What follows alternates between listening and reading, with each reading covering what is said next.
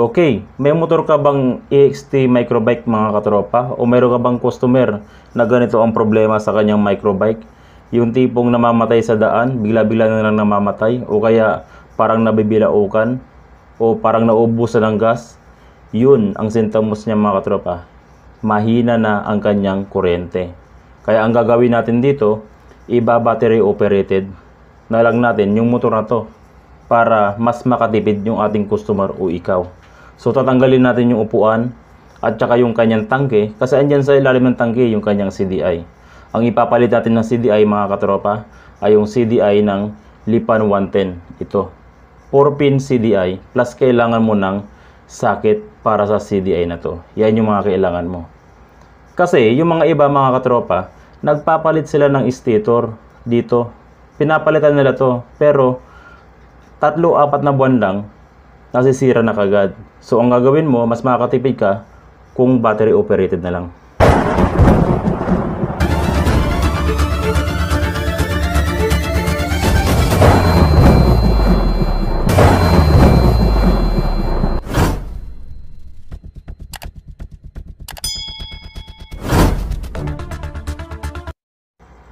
Ito yung kanyang lumang CDI. Ayan. Okay pa to, wala pang problema yung CDI niya, pwede nyo pang magamit sa ibang motor. Ang pinaka problema lang talaga nito ay yung kanyang primary o doon sa stator, yung kanyang primary sa stator ay sadyang mahina na. Kaya nawawalan siya o nawawala yung kanyang kuryente. Okay, yung sa sakit mga katropa, nasa inyo na yan kung puputulin nyo yung sakit o hindi. Pero ako, puputulin ko yung sakit kasi ang purpose ko, kasi minsan yung mga customer, isinasalpak yung lumang CDI. So nagkakaroon ng problema. Kaya ang ginagawa ko para iwas aberya, pinuputol ko na ng tuluyan yung sakit. Tapos binibigay ko ng buo sa kanya yung CDI tsaka yung sakit. Yan, katulad nito, puputulin ko. Para iwas aberya at hindi na maisalpak ng customer yung luma. Ang ipapalit natin ay itong Lipan 110 na CDI. 4-pin CDI. Mas mainam o mas maigi kung makakakuha kayo ng Lihua na brand. Pero kung wala naman, pwede na tong brand na to. Yan. Ang ganda ng tunog niya, no? Parang nag-unboxing tayo ng ng mga mamahaling gamit. Okay, tanggalin muna natin dito. So, ito yung ating 4-pin na CDI. Ayan, green. So, ang ibig sabihin ng green ay battery operated. Dito naman sa socket, ito. Sa socket, iba't ibang kulay ang mabibili nyo. Walang problema yung mga kulay ng wire ng socket. Ang importante yung pwesto.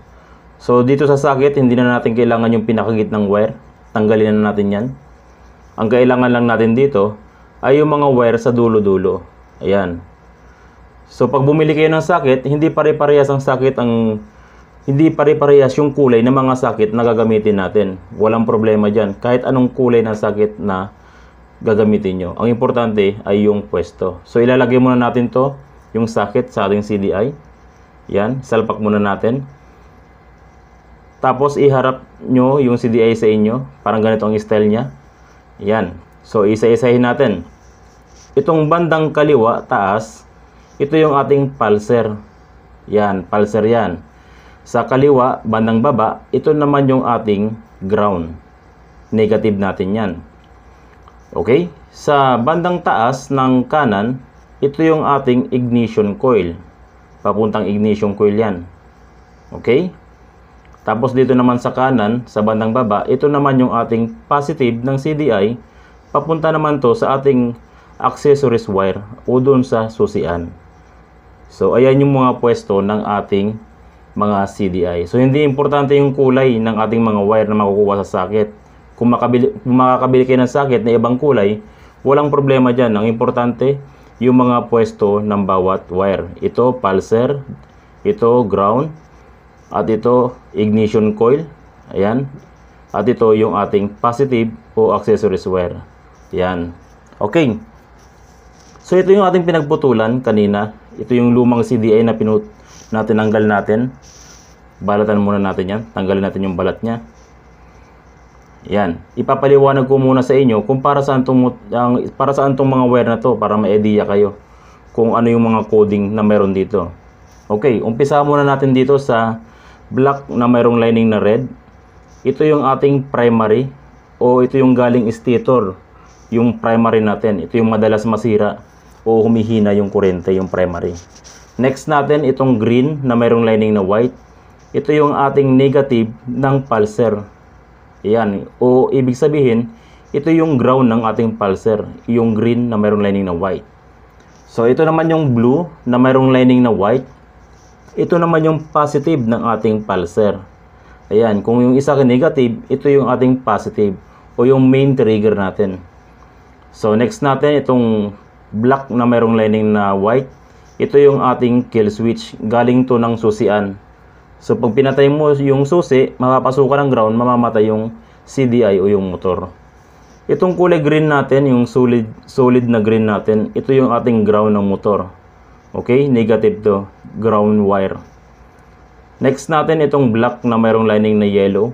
Ito yung ating ignition coil ito. Papunta siya dyan sa ignition coil, tapos papuntang spark plug na yan. Okay, so ayan yung mga kulay sa ating mga motor. Okay, umpisa muna natin dito sa pulser. Gaya ng sinabi ko, huwag yung intindihin ng kulay, intindihin nyo yung pwesto nung ating wire. Kasi iba't ibang kulay ang mabibili nyo pag bumili kayo ng socket. So itong pulser na to, ayan, yung nakita nyo yung pwesto ng pulser, ilalagay natin to dito sa blue na mayroong lining na white, o doon sa positive ng pulser. Yan. O mas madali, doon na lang sa blue na mayroong lining na white para hindi kayo malito. Yan. Diyan nyo ilagay yung ating pulser. Ayan. Nakita nyo? Kaliwa sa taas ng CDI, doon ilalagay yung blue na mayroong lining na white. Ayan yung ating pulser. Yan. Sunod natin itong kaliwa sa bandang baba o baba ng pulser natin. Ito yung ating ground. Yan. Ayan yung ating negative. Nakita niyo yung pwesto ng ground? Kaliwa, bandang baba. Pinakababa na kaliwa. Yan. Itong ground ng ating CDI, ito, ilalagay natin dito sa green at green na mayroong stripe na white. Ang gagawin natin, babalatan natin to at pagsasamahin natin silang dalawa. Bakit natin pinagsama? Para yung pulser, masuplayan niya ng negative. Okay? So magkakaroon na ng negative yung pulser, gagana yung ating trigger. So ayan, yan yung ating ground. Ayan, nilagay natin dito sa green at doon sa green na mayroong lining na white. Sunod natin itong ignition coil natin. Ito. Sa kanan, bandang taas, ignition coil. Yung ignition coil natin, ito. Yung black na mayroong lining na yellow. Ayan yung ating ignition coil. So, dyan natin ilalagay yung ating wire. Yan. Sa black na mayroong lining na yellow. Yan. So, ayan yung ating ignition coil. Kanan sa bandang taas. At nilagay natin doon sa black na mayroong lining na yellow. Okay, next natin itong ating positive ng CDI o yung ating wire sa bandang kanan baba, sa baba ng ignition coil. Dito natin ilalagay sa black na mayroong lining na red. Okay, diyan natin ilalagay yung ating positive ng ating CDI. So hindi pa tapos mga katropa, kasi may babaguhin pa tayo sa bandang baba. Iibahin naman natin yung supply nitong black na mayroong lining na red. So ayan yung ating positive ng ating CDI. Ayan, nilagay natin sa black na mayroong lining na red. Ayan. Ayan siya. Okay, itong black na mayroong lining na white, hindi na natin kailangan tong kill switch. So ang gagawin mo, puputulin mo na lang yan. Iklian mo lang. Tapos isama mo na dito. Selyado na natin to. Yan. Seladuyan na natin para mas malinis. Okay, so ayan na yung ating CDI. Okay, sunod na gagawin natin, dito tayo sa bandang socket ng stator. Mayroon tayong i-modify dyan. Okay, gagawin nating positive supply o ililipat natin sa accessories wire yung red ay yung black na mayroong lining na red. So ito yung socket ng ating stator. Ito yung papuntang stator, yung isang socket. At ito naman ay papuntang taas ng ating wire. Yan. Okay. Dito, mayroon kayong makikitang black na mayroong lining na red. Katulad nung kinabit natin doon sa CDI. Ang gagawin natin dyan, puputulin natin. Ayan. Tapos, ang kailangan lang natin dito, yung pinutol nating black na mayroong lining na red, papuntang taas o papuntang CDI. Hindi papuntang stator. Yung papuntang stator na black na mayroong lining na red, tatakpan nyo na yun. Sileduhan nyo na yun. Hindi na natin kailangan yun. Ang kailangan lang natin, itong black na mayroong lining na red, papuntang taas. Dugtungan natin ng wire, katulad nito. Ito yung black na mayroong lining na red, papuntang taas na yan, papuntang wire ng motor. Dinugtungan natin ng wire at ilalagay natin dito sa flasher relay. Sa flasher relay, meron na accessories wire dito. Andito na yung hinahanap natin. So sa flasher relay, meron tayong gray wire. Ito yung ating supply ng signal light. At meron tayong black wire. Ito yung supply ng ating ito pala yung ating accessories wire. Diyan natin ilalagay yung black na mayroong lining na red. Ito yung pinutol natin na nilagyan natin ng wire. Okay, ito yung dinugtong nating wire. At dito natin ilalagay sa accessories wire. Dito sa black wire ng motor. Ang black wire ng motor ng AXT Microbike ay galing ng susian. Ayan yung accessories wire. Okay? So, tapos na. Tapos na natin gawin yon. Ito na yung kanyang lumang CDI. At ibabalik natin sa customer yan dahil pwede pa yan. Tapos, itesting na natin yung motor.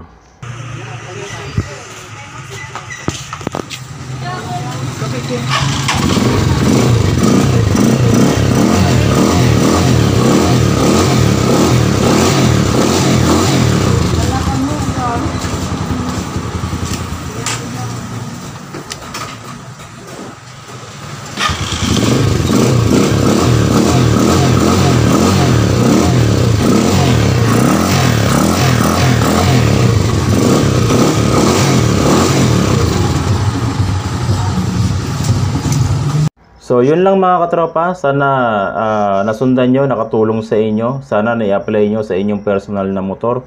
O may apply mo kung mayroon ka mang customer, ma-solve mo, magawa mo ng maayos.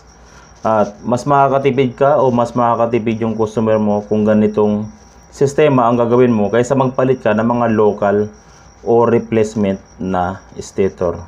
Okay? So, maliwanag ba? Maraming salamat sa inyong panonood mga katropa. Ingat palagi. Ride safe at bye-bye. Thank you.